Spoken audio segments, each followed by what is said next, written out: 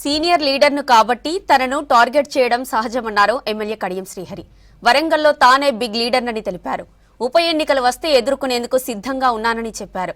దేవనూరు అటవీ భూములను తమ కుటుంబ సభ్యులు కబ్జా చేశారని తప్పుడు ప్రచారం చేస్తున్నారని ఆగ్రహం వ్యక్తం చేశారు.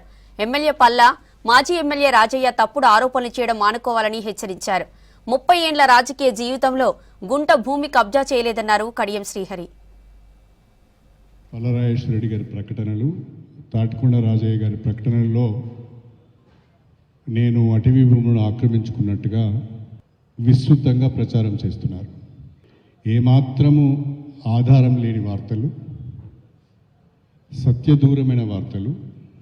అటవీ భూములను పరిరక్షించే క్రమంలో త్వరితగతిన సెక్షన్ 4 కింద నోటిఫికేషన్ ఇవ్వాలని నేను ఒకవైపు అధికారులను ఆదేశిస్తూ ఉంటే, మరొక వైపు రైతుల పట్టాభూములను కాపాడాలనే ప్రయత్నం చేస్తుంటే నేను కబ్జాకు పాల్పడుతున్నానని మాట్లాడడం చాలా దౌర్భాగ్యం. దీనికి వివరణ ఇచ్చుకోవటానికి కూడా నాకే సిగ్గు అనిపిస్తున్నది. ఇలాంటి వార్తలు రాసి ప్రజలను అయోమయంలో పెట్టి ఒక వ్యక్తి యొక్క నిజాయితీని, ఒక వ్యక్తి యొక్క ప్రతిష్టను దెబ్బతీయడం సరైనది కాదు. దీన్ని మానుకోవాలని చెప్పి నేను సూచిస్తున్నాను. ఆధారాలు ఉంటే, సాక్ష్యాలు ఉంటే, డాక్యుమెంటరీ ఎవిడెన్స్ ఉంటే అవన్నీ ప్రజల ముందు పెట్టి దోషిగా నిలబెట్టే ప్రయత్నం చేస్తే తప్పకుండా వివరణ ఇచ్చుకునే ప్రయత్నం చేస్తాం.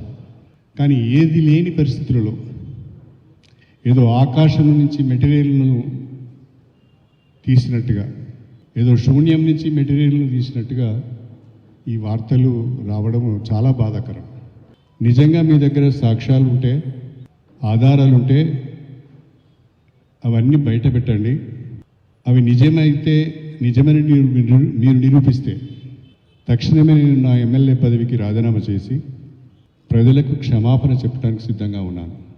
లేని పక్షంలో మీ పైన న్యాయపరంగా, చట్టపరంగా చర్యలు తీసుకోవటానికి కూడా నేను వెనుకాడను.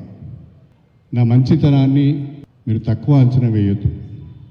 నా 30 సంవత్సరాల రాజకీయ జీవితంలో నా అధికారాన్ని ఉపయోగించుకొని అధికారులను బెదిరించో ఇంకే రకంగానో ప్రయత్నం చేసో ఒక గుంట భూమి కూడా నేను కబ్జా చేయలేదు.